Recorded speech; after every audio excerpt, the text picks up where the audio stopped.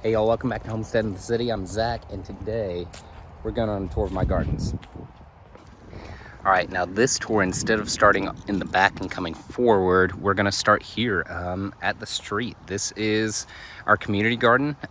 This is the one that we built from pavers from our neighbors and some planters from our neighbors. We filled it and mulched it with grass from the neighbors, and then this year didn't plant it out with a ton of stuff. We've got some pineapple sage here. We had some peas that volunteered, and this basil that's going to seed.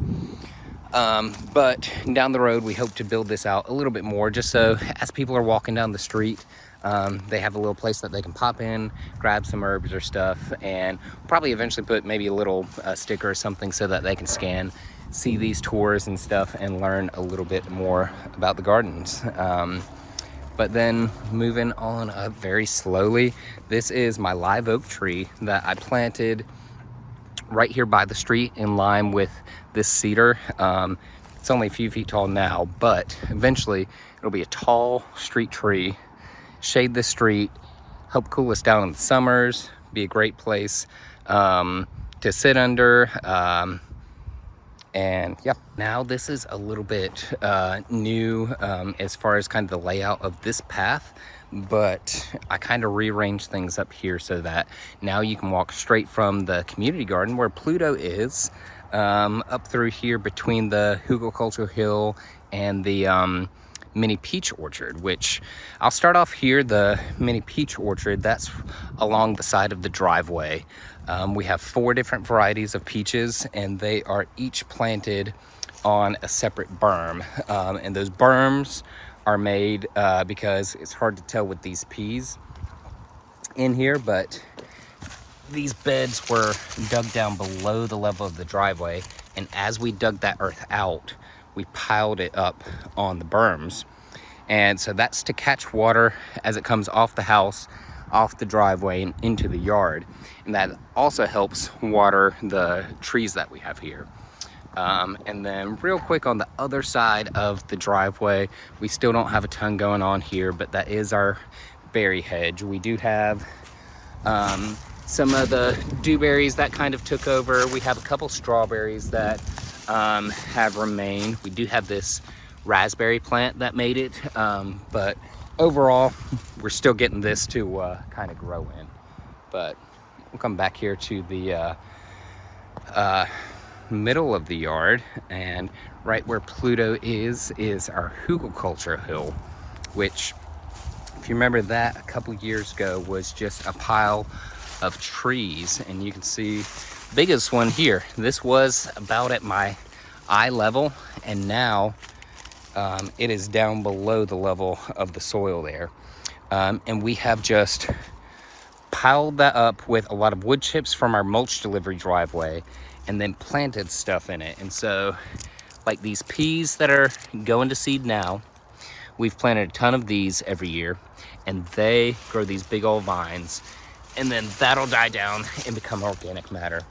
And then what I've already done this year, getting ready for the fall, is started putting out my winter cover crop. And so that's just starting to sprout, and you'll see this all over the yard as we go through. But as the summer crops kind of die down, the winter crops will grow up through that.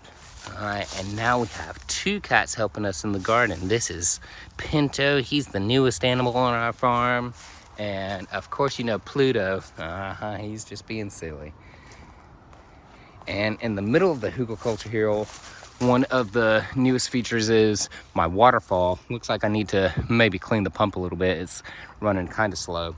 But we do have fish down in here, and then I haven't used it a ton, but this is water that I can grab a watering can and stuff if I want to, and water in plants or give supplemental nutrition to my raised beds right here.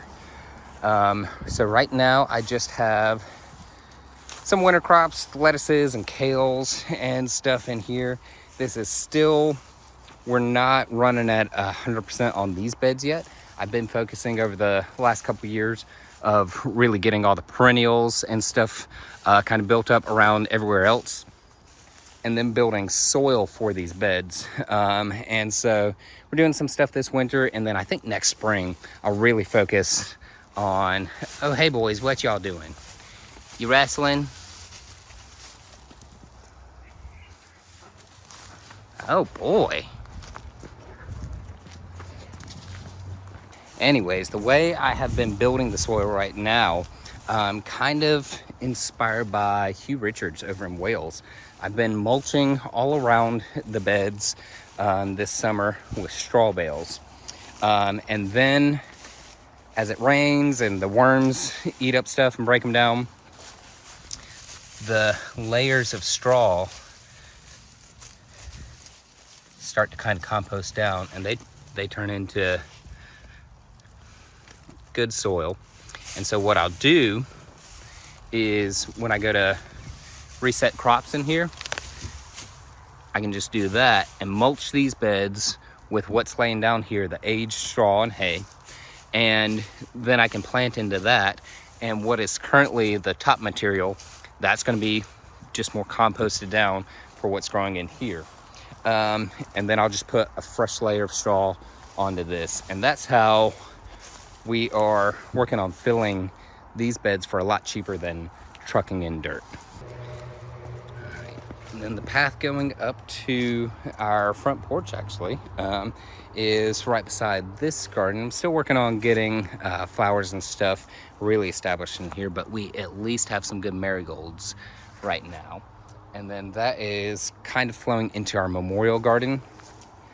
And so right now, again, you see a ton of those Sea Island red peas, but of course the centerpiece of our memorial garden is this fig tree.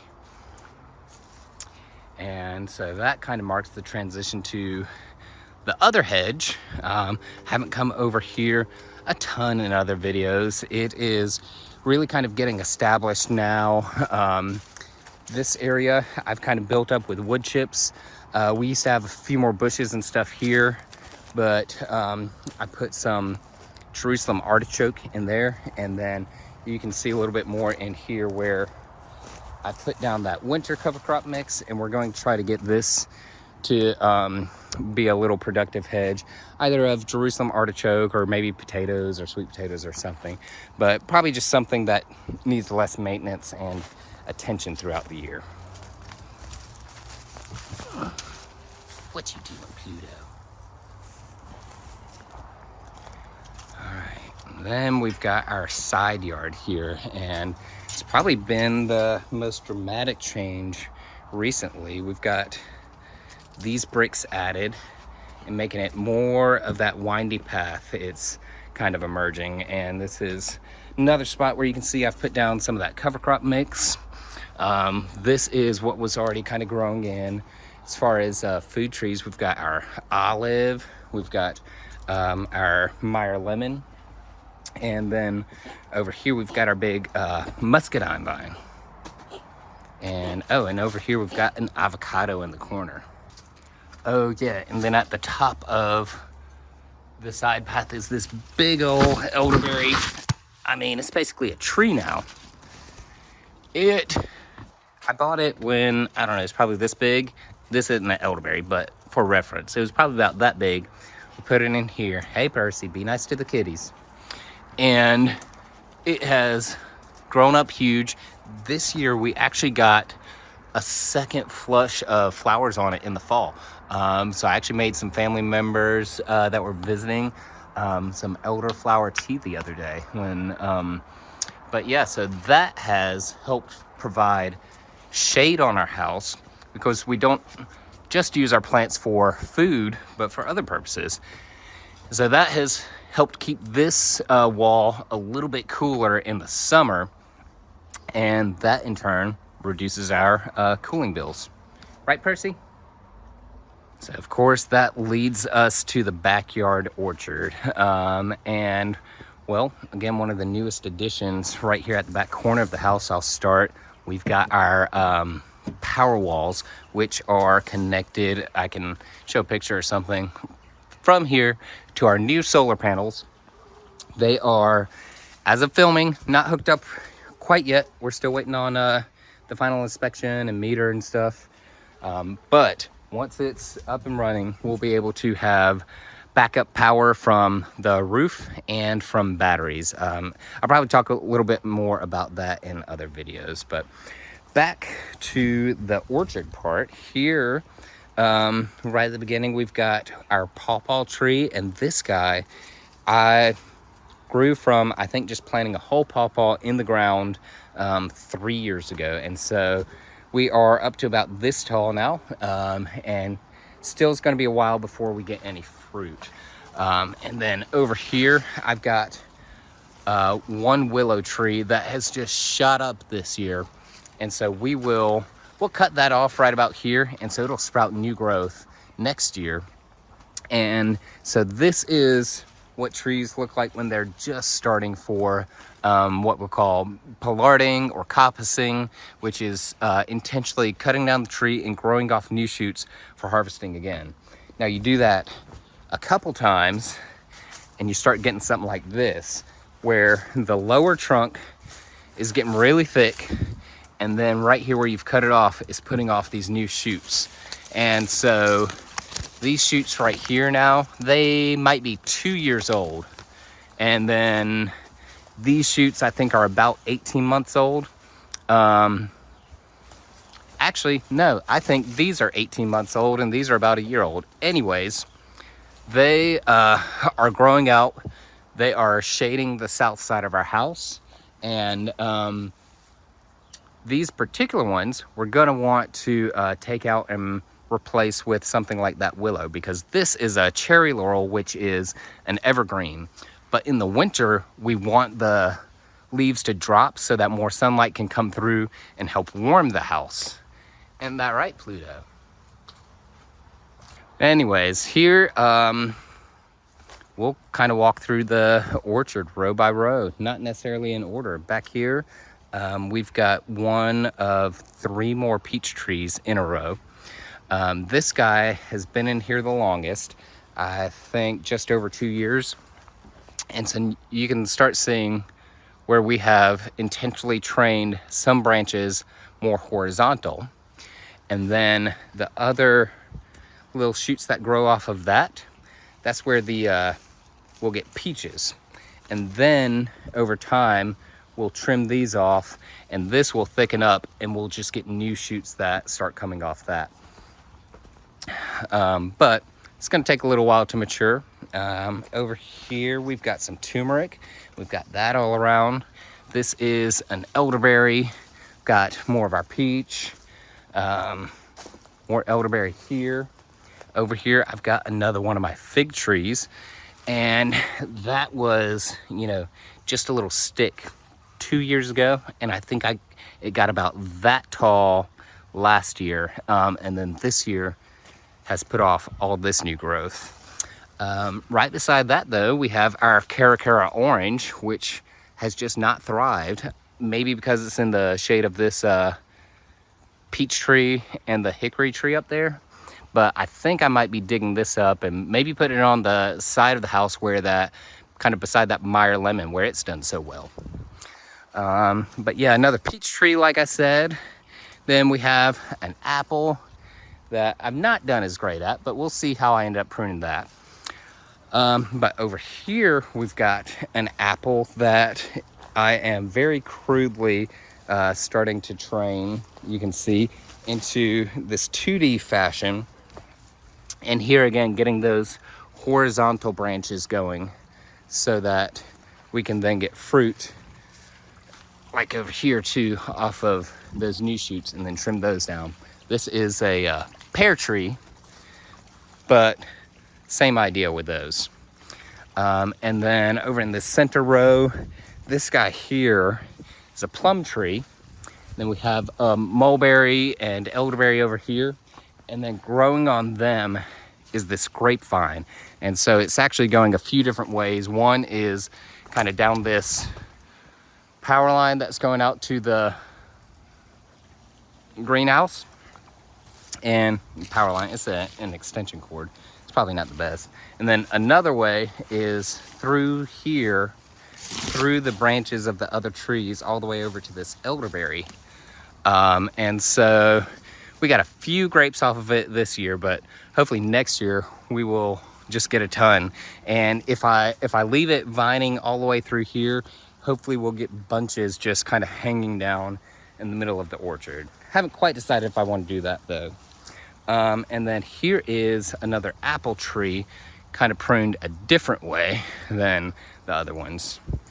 And then up at the top rows, we have these banana trees. And so I planted them because they can take a lot of organic material piled up along their trunks, unlike some of these other trees, which will get killed by that.